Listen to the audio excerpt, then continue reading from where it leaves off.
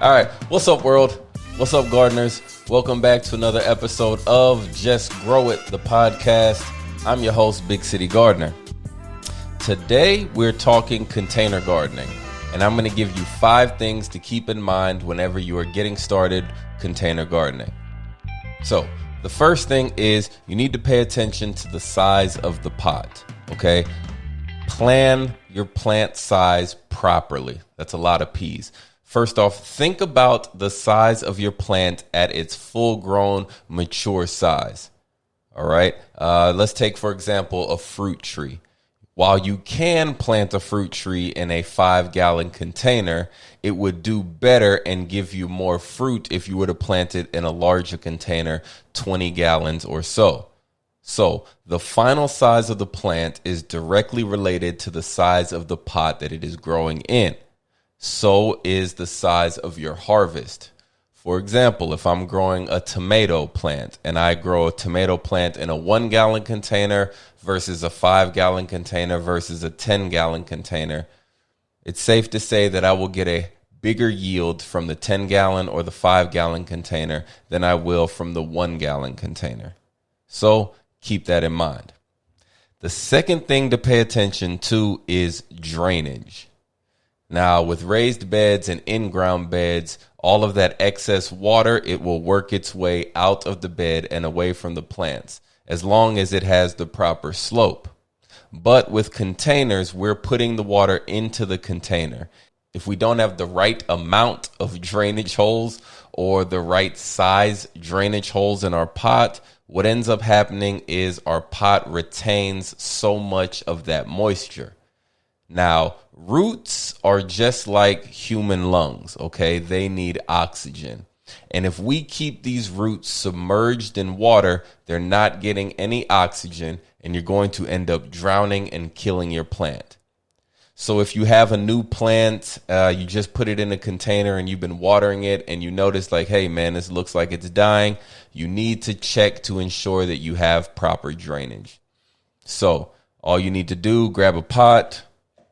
And usually the pots come with cutouts for the drainage holes. If not, get a drill, get a nail, get a hammer, and just bang some holes in the bottom of the pot. Now, you can never have too many holes, but you can have holes that are too large. And whenever you have holes that are too large, you're going to need to put something down at the bottom of the pot to make sure that all of your potting mix is not falling out of that container. And that brings us to the third thing we need to pay attention to, and that is the potting soil that we use. Notice I said potting soil and not garden soil or in-ground bed soil or raised bed soil. No, we want potting soil. And the potting soil is usually going to be a soilless mix, meaning it's going to have a base of cocoa core or a base with peat moss and not contain as much organic matter as our in-ground soil would. And that's good, right? Because the cocoa core and the perlite and the peat moss, they don't necessarily retain as much moisture as our in-ground soil does. And that is what we want. We want to make sure we are using a potting soil that promotes proper drainage, okay, and promotes no waterlogged soils. So pay attention to the soil that you are using and make sure you are using potting soil. We can talk about making our own potting soil or coming up with our own potting mix in a different episode.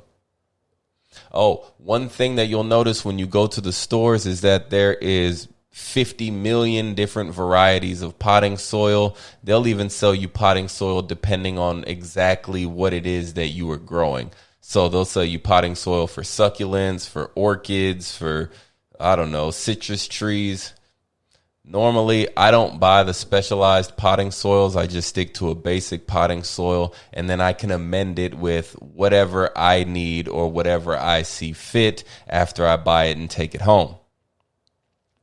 The fourth thing to pay attention to is watering. If you plant 3 plants, let's say 3 broccoli plants, we plant one in a raised bed, one in an in-ground bed and one in a container, the plant in the container will need more water more frequently than the in-ground bed and the raised bed. It's just how it works.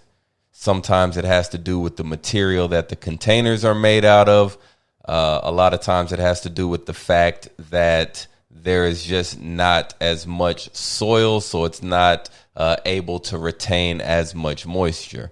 But whatever the reason is, just know that you will have to water your containers more often and more frequently than you would a raised bed or an in-ground bed.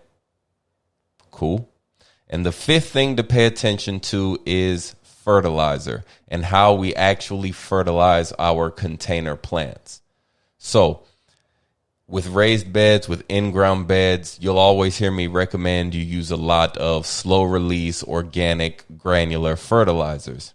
Now, I use those with my containers as well, but I make sure that I am also watering or using a liquid fertilizer with these plants as well.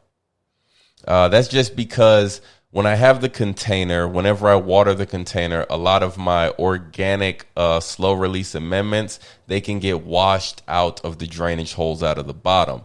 And then my plant could look as if it's malnourished or lacking certain nutrients. But if I use a liquid fertilizer, I can ensure that the plant gets all of the nutrients that it needs at that time. And I'm also allow the slow release and the granular fertilizers to work and do their thing as well. But I don't solely rely on those fertilizers. Now, how often do I apply a organic liquid fertilizer? It really depends on what I am growing. But for something like a tomato, I may apply a liquid fertilizer once or twice a month. And for things like my fruit trees, they may only get a liquid fertilizer once every 2 months or once every 3 months. It really just depends. And like I said before, just because I'm using this organic liquid fertilizer, I am not omitting any slow release granular fertilizers, right? I'm still going to mix in some worm castings. I'll still drop in some nice granular slow release organic fertilizers, and I'll still top dress with compost. But I will, like I said, will not solely rely on those. That's it. Those are 5 things to keep in mind whenever you get started container gardening. And you know what to do. If you found this informative, liked it, enjoyed it, share it, tell a friend, do all that good stuff. And don't forget to just grow it. I'll see you and talk to you guys next time. Before I let you go, I need you to do more than one thing. First, I need you to like, comment, subscribe to the podcast.